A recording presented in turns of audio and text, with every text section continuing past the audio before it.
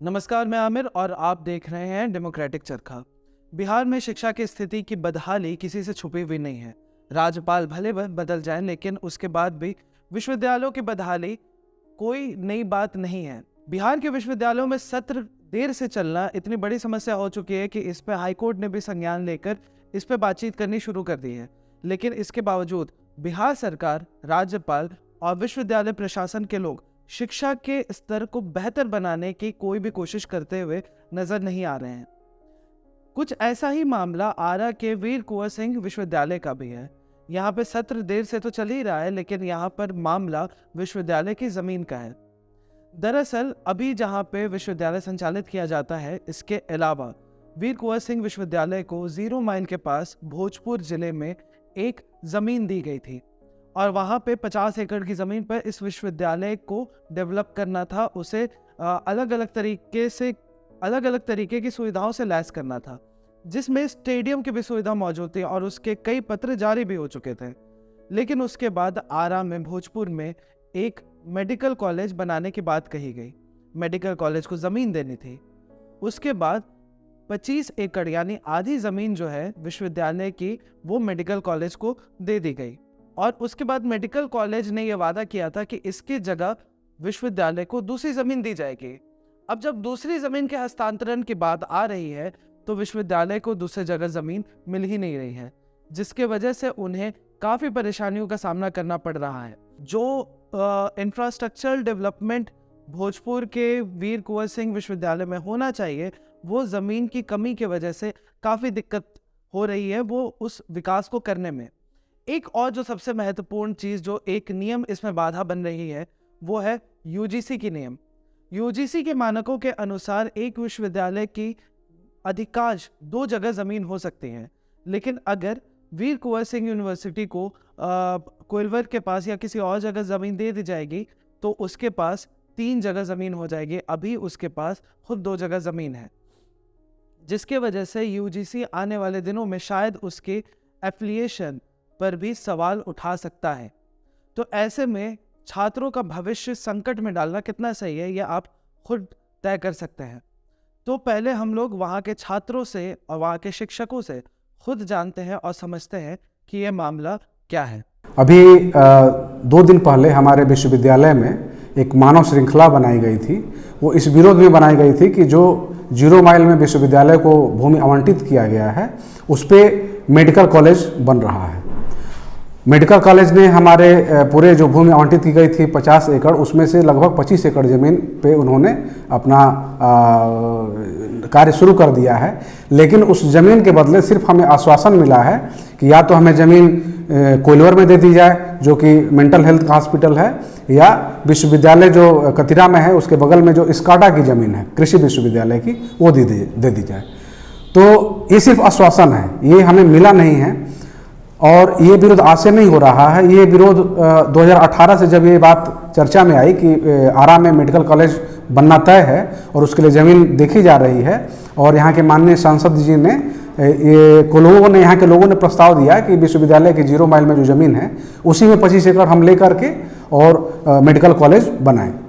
तो कुछ लोगों ने इसका विरोध भी किया, बेसिकली विश्वविद्यालय के लोगों ने इसका विरोध किया, लेकिन अभी तक कोई ऐसी कार्रवाई नहीं दिख रही है कि जिससे वो हमारी ज़मीन बचती हुई नजर आ रही हो। इससे सबसे बड़ा मुश्किल हमारे सामने ये होने जा रहा है कि हमारा विश्वविद्यालय 2 भागों में अभी जो खंडित है 3 भाग में हो जाएगा। एक जहाँ विश्वविद्यालय भी चल रहा है, दूसरा हिस्सा जो 0 माइल में है जहाँ परीक्षा विभाग को इस्टेब्लिश किया गया है, और तीसरा वो भूमि जो अभी हमें मिली नहीं है और इस बात का अंदेशा नहीं है कि क्या वो विश्वविद्यालय के बगल में जो स्काडा की ज़मीन है वो मिलेगी या हमें कोइलवर में दी जाएगी। इन तीनों ही परिस्थिति में जबकि भूमि हमारे हाथ में नहीं है, विश्वविद्यालय का मान्यता जो यूजीसी का मानक है, ऐसा माना जाता है कि विश्वविद्यालय का मैक्सिमम कहीं 2 जगह पे भूमि हो सकती है। तो अगर हमारा जो टोटल भूमि है 3 जगह पे हो जाएगी, तो हो सकता है कि हमारी मान्यता पे भी ये क्वेश्चन हो जाए। तो इस समस्या के अलावा जो दूसरी समस्या है कि विश्वविद्यालय जब 3 डिफरेंट जगह पे बस जाएगा तो प्रशासनिक कार्यों में, शैक्षणिक कार्यों में बहुत असुविधा होगी, क्योंकि हम शहर के बीच में रहते हैं तो ट्रांसपोर्टेशन की अच्छी व्यवस्था नहीं है कि हम कोई एक बस का सिस्टम डेवलप कर पाएँ। तो ये छात्रों के लिए ही नहीं, यहाँ के जो कर्मचारी हैं, यहाँ के जो शिक्षक हैं, उनके लिए भी एक बहुत बड़ी समस्या होने जा रही है। लेकिन अभी तक का यही है कि हमने सिर्फ जो भी किया है, धरना किया है, प्रदर्शन किया है, चर्चा किया है, लेकिन इसमें बहुत ये कहा जाए कि ज़मीनी स्तर पे कंक्रीट रूप से कुछ निष्कर्ष नहीं आया है। विगत 20 फरवरी को ह्यूमन चेन हम लोगों ने बनवाया था और इसका मुख्य कारण यह था कि हमारा जो विश्वविद्यालय का ज़मीन है वो राज्य सरकार के और यहाँ के जनप्रतिनिधियों के गलत नीतियों के कारण यहाँ से जा चुका है और इसमें विश्वविद्यालय के प्रशासन की भी मिलीभगत है। उस विश्वविद्यालय को ये अपना विश्वविद्यालय समझते ही नहीं है। तो इससे देखिए सबसे बड़ी समस्या है कि हमारा जो ज़मीन है यहाँ पे ये बहुत कम ज़मीन है, इसलिए हमको ज़मीन वहाँ पे 0 माइल न्यू कैंपस में मिला हुआ था, क्योंकि विश्वविद्यालय का बाद में विस्तारीकरण किया जा सके, अगर अलग अलग वोकेशनल कोर्सेज अगर आते हैं तो वहाँ खोला जा सके, स्टेडियम खोला जा सके। स्टेडियम के लिए केंद्र सरकार द्वारा पैसा भी आ चुका है विश्वविद्यालय के नाम पे, खेल मंत्रालय के द्वारा, तो इसके लिए वहाँ पे ज़मीनें अलॉट की गई थी।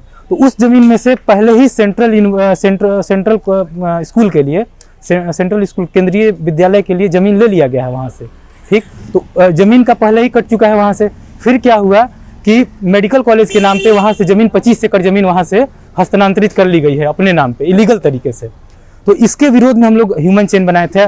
2 साल 3 साल पहले भी हम लोग इसी मुद्दे पे लड़ाई लड़ चुके हैं और लगातार लड़ रहे हैं।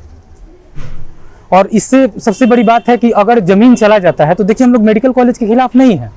आरा में शाहाबाद की धरती पे एक भव्य मेडिकल कॉलेज बने, इससे कौन रोक सकता है? ये तो डेवलपमेंट की बात है। लेकिन सबसे बड़ा सवाल है कि क्या आपको विश्वविद्यालय की ही ज़मीन दिख रही है? विश्वविद्यालय आने वाले समय में हमारे विश्वविद्यालय का विस्तारीकरण फिर कैसे हो पाएगा?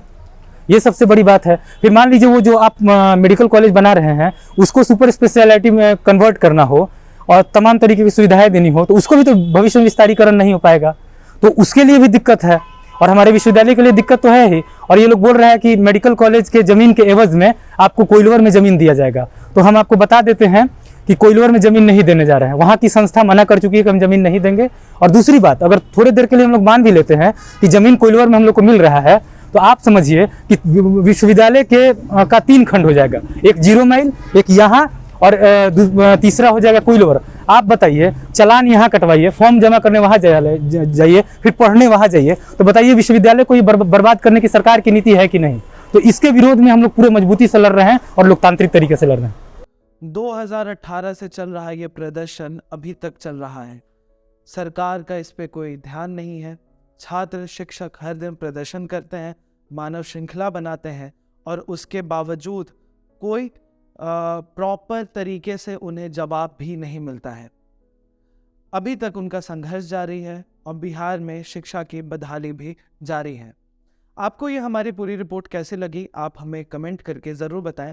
साथ ही आप YouTube पे हमारे चैनल को सब्सक्राइब करें, Facebook पे आप हमारे पेज को लाइक करें, Instagram और Twitter पे आप हमें फॉलो ज़रूर करें और इस तरह की अनकही कहानियों को जो आप तक नहीं पहुंच पाती है, जो कहीं और नहीं छपती है, वो देखने के लिए हमारे साथ बने रहें डेमोक्रेटिक चरखा पर।